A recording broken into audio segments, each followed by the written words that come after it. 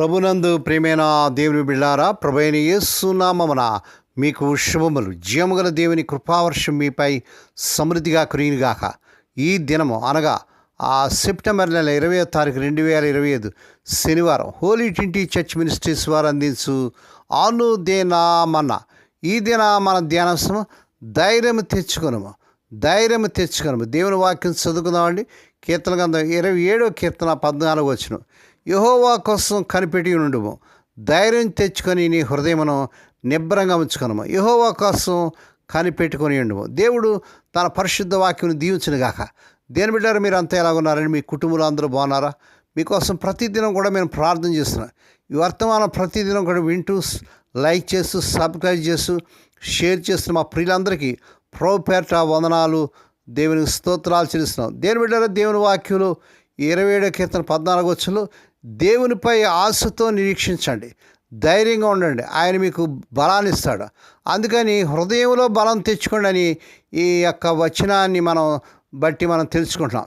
దేని బిడ్డ, ఒకవేళ నువ్వు ధైర్యం చెడిపోయి ఉన్నావేమో, దేనికోసం నువ్వు కనిపెడుతున్నావేమో, దేని బిడ్డ నిబ్బరం పరుచుకో, ధైర్యం తెచ్చుకో. ప్రభుని పట్ల అద్భుతాలు ఆశ్చర్యకారాలు చేయగలడు. అంతేకాదు, మనం కాచుకొని ఉండాలి. దేవుని కొరకు ఓపికతో నిరీక్షించాలని, ఆయన సహాయం కొరకు ఆశతో ఉండాలని ఈ మాటలు సూచిస్తున్నాయి. అంతేకాదు ధైర్యంగా ఉండడంటాడు. జీవితంలో వచ్చే కష్టాలను ఎదుర్కోవడానికి ధైర్యం, బలము కలిగి ఉండమని మన దేవుడు ప్రోత్సహిస్తున్నాడు. దేవుని బిడ్డ, ఒకవేళ అధైర్యంలో ఉన్నావో, ఆ అధైర్యంలో మరి నిరాశ నిస్పృహలో ఉన్నామో, ప్రభు పరిశుద్ధాత్మ దేవుడు ఈ వాగ్దానం ద్వారా మనతో మాట్లాడుతున్నాడు. ఈ వాగ్దానం పట్టుకొని దేవుని సిద్ధులారా మీరు ధైర్యం తెచ్చుకోండి, ప్రార్థన చేయండి. దేవుడు మిమ్మల్ని ధైర్యపరచగలుగుతాడు, దేవుడు మిమ్మల్ని బలపరుస్తాడు. దేని బిడ్డ, జీవితంలో వచ్చి ప్రతి కష్టాన్ని ఎదుర్కోవడానికి ధైర్యం, బలం కనుగొండమని ప్రియప్రభు మనల్ని హెచ్చరిస్తున్నాడు. అంతేకాదు బలపరిచే దేవుడు తన భక్తులను బలాన్ని ఇస్తాడని, వారిని బలపరుస్తాడని ఈ వాక్యం తెలియజేస్తుంది. మన దేవుడు బలవంతుడైన దేవుడు, ఆయన బలహీనుడైన దేవుడు కాదు. లోకములో ఉన్నవారికంటే మన ప్రభు గొప్పవాడు, బలవంతుడైనటువంటి దేవుని, శక్తివంతుడైన దేవుని మనం కలిగి ఉన్నాం. కనుక ఈ యొక్క ఉదయకాల సమయంలో వాగ్దానం పెట్టుకొని ప్రార్థన చేయండి. ఒక బలహీన స్థితిలో నిరాశ నిస్పృహలు ఉన్నామో, ప్రభు మిమ్మల్ని బలపరచగలడు. ఒకవేళ దుఃఖంలో, వ్యాధితో ఉన్నామో, కష్టంలో ఉన్నామో, దేవుని బిడ్డ నీకు ఆరోగ్యం ప్రభు ఇచ్చి నీకు మంచి ఆరోగ్యం దయచేస్తాడు.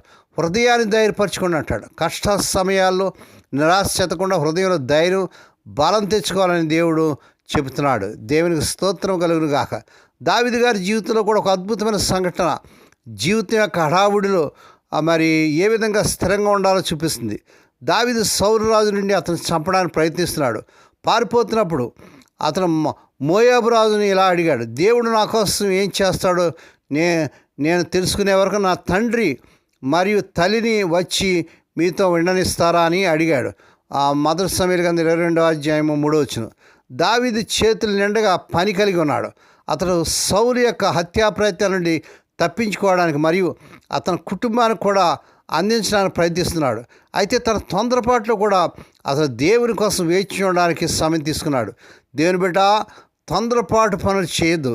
దయచేసి మీరు ప్రార్థన చేసి దేవుని సన్నిధిలో కనిపెట్టండి, ధైర్యంగా వేచి ఉండండి. ప్రభు మీ పట్ల గొప్ప అద్భుతాలు చేసి గొప్ప విడుదల దయచేయగలడు. దేవుని బిడ్డ, జీవితం యొక్క ఉన్మాదమైన వేగంతో మనల్ని ఈడ్చున్నప్పుడు మనల్ని ఆయన శాంతిలో ఉంచగల ఆయనను మనం విశ్వసించాలి.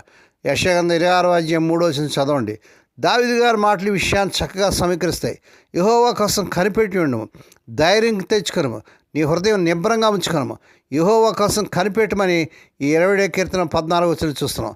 జీవితం పని తొందరలు ఉన్నప్పుడు కూడా మీరు ఏ విధాలుగా దేవుని కోసం వేచి ఉండగలరు. దేవుని బిడ్డ, ఈరోజు ఆయన విశ్వసించాలంటే ఆయన సహాయం ఎక్కడ కావాలి? దేవుని బిడ్డ, ధైర్యం తెచ్చుకో. దేవుని బిడ్డ, బలం తెచ్చుకో, నిబ్బరపరచుకో హృదయాన్ని. ప్రభు వైపు చూడు, ఆయన సన్నిధిలో కనిపెట్టు. దేవుడు తప్పక నీ పట్ల అద్భుతం జరిగించి మిమ్మల్ని ధైర్యపరిచి మీ సమస్య నుంచి, కష్టాల నుంచి గొప్ప విడుదల దయచేయగలడు. దేవుడి మాటలు దీవించినగా ప్రార్థన చేసుకుందామండి. పరిశుద్ధుడైన మా తండ్రి, నీ పరిశుద్ధ నామమునకు వందనాలు, స్తోత్రాలు చేయించుకున్నాను నాయన. మీరంతైనా నమ్మదగిన దేవుడు నాయన, వాగ్దానం చేసి నెరవేర్చే దేవుడు, అద్భుతాలు ఆశ్చర్యకార్యాలు జరిగించే దేవుడు. ఈ వర్తమానం వింటున్న బిడ్డలు ఎవరైతే అధైర్యంలో, కష్టంలో, సమస్యలు, వేదనలో మీరు ధైర్యపరచండి, బలం దయచేయండి. ఈ సన్నిధిని కనిపెట్టి అనుభవం నడిపించండి. ఈ దినం పుట్టిన దినాలు, వాహ దినాలు, ఆ శుభదినాలు జరుపుకున్న బిడ్డలు కూడా బహుగా దీవించి మరొక సంవత్సరమైన దయాకరీటాన్ని బిడ్డలకు ధరింపజేసి వారి పట్ల నూతన కార్యం జరిగించుకోండి. రోగులైన బిడ్డపై నీ ప్రత్యేక కృప చూపించినాను. ఇప్పుడే నీ గాయపడ హస్తించి స్వస్థత, ఆరోగ్య, విడుదల యేసు నామమున ప్రకటిస్తున్నాను. ఏ కుటుంబంలో తమ ప్రియులు నిద్రించి మరణించి దుఃఖంలో వేదనన్నారు అటు వారికి కావాల్సిన ఆదరణ దయచేయండి. ఈ దినమంతటా నీ బిడ్డల చుట్టూ మీరు రక్తం చేసి ఉదయం బయలుదేరి సాయంకాలం గృహం చేరు పర్యంత నీ కృపలో భద్రపరచమని మహిమ నీకే, ఘనత నీకే చెల్లించుకుంటూ యేసయ్య పరిశుద్ధ నామన స్తుతించి గణపరిచి వేడుకొని ప్రార్థిస్తున్నాం తండ్రి.